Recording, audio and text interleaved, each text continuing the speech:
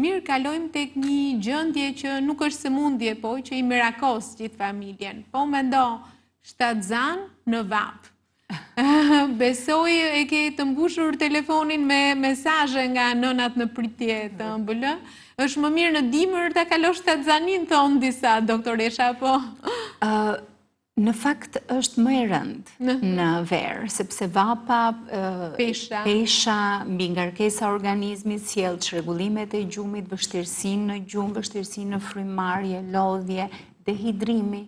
Dehidrimi është një faktor tjetër që favorizon dhe infeksionet urinare në verë, qoftë shtatzën, sidomos te gratë shtatzëna, po edhe te jo shtatzëna, djersitja e tepërt dhe mos pirja ujë sa duhet, koncentron urinën dhe rrit mundësinë për shfaqjen e infeksioneve urinare, se ne u përqendruam te ato vaginale, po janë dhe infeksionet urinare që rriten shumë në verë, pikërisht nga dehidratimi ose mospirja e lëngjeve në sasi duhur, apo ekspozimi përmes djersës, dalja e ujrave përmes djersës. Pra kur harxojmë më shumë me djersitje se sa marrim me hidrim, e vërtet. Kështu që shtatzënat në verë, vetë fjallën e kemi shtatzan, që mu më pëlqen me thënë e ka shtatin si zan, po në fakt nuk është krejt kështu. Unë u lumtova pak para se të vija, ose gjithmonë më ka intriguar pse përdorim me barë dhe shtatzan. Në fakt, barra nga vetë fjalla është ngarkesë për organizmin. Pra organizmi i gruas punon për dy. Edhe për vete dhe për bebin. Lodhen veshkat, lodhet mëlçia, lodhen shumë organe të trupit, zemra, mushkërit, pra vështirësohet puna e organizmit ton. Kështu që duhet ndihmuar duke qëndruar me veshje të freskëta, sa më të lira, në vende të freskëta, ku qarkullon ajri ose kondicionim në temperatura jo shumë të ulta, sepse thahet ambienti, pra lagështimi i ambientit rrit ka shumë rëndësi, që dalja, aerosja shpesh e ambientit e kështu me radhë.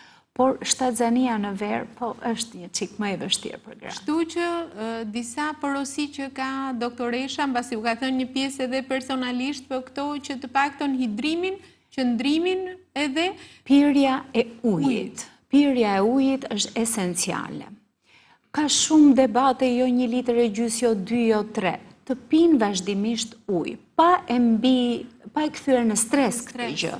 Mund të pinë çajra të ndryshme për t'i dhënë pak shije, mund të shtrydhin pak limon për të marrë diçka, mund të pinë dhallën, që e përgatisin vetë apo e marrin të gatshme sepse ka kripën. Ne duke djersitur harxojmë shumë elektrolit dhe kripa është një prej tyre. Pra, nuk e reduktojmë kripën në mënyrë absolute. Ne themi mos të shtohet, po jo të hiqet fare kripa, sepse është shumë esenciale për punën e zemrës, për muskulaturën e tjerë. Kështu që duhet që të merren lëngje të ndryshme. Nuk rekomandojmë lëngjet e shtrydhura të frutave sepse kanë shumë sheqer.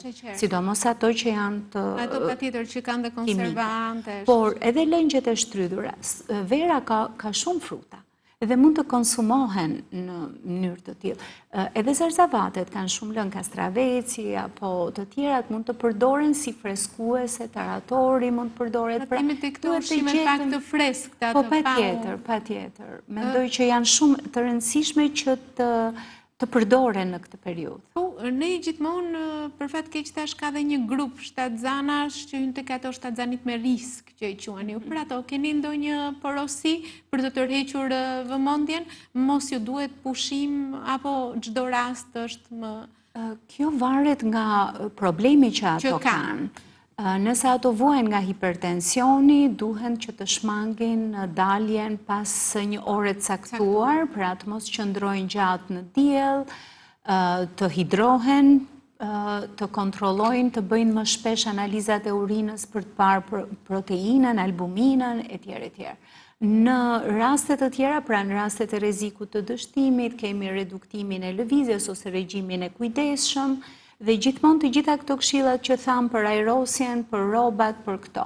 Pa i kthyer gjithmonë në regjim absolut shtrati, sepse edhe ai ka problematikat e veta, qoftë psiqike, qoftë me qarkullimin e gjakut, qoftë me këto. Patjetër që po se ndikojnë të gjitha tek gjendja emocionale dhe në bisedën paraprake e theksuam sa e rëndësishme është çdo gjë fillon dhe mbaron të themi nga mendja. Po shtatzanit me binjak?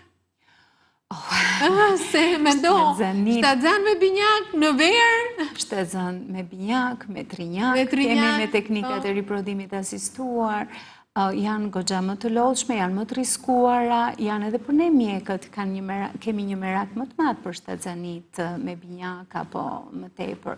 Kështu që patjetër që kanë nevojë për një mbështetje shumë të madhe psikologjike, psikoemocionale, por kanë nevojë edhe për ndihmë. Këto gra kanë një mundësi të reduktuar për të bërë jetë normale cilësore.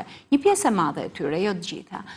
Sepse ka prej atyre që janë shumë aktive dhe vazhdojnë që të bëjnë deri afër fundit të shtatzanisë, por kanë nevojë për ndihmë.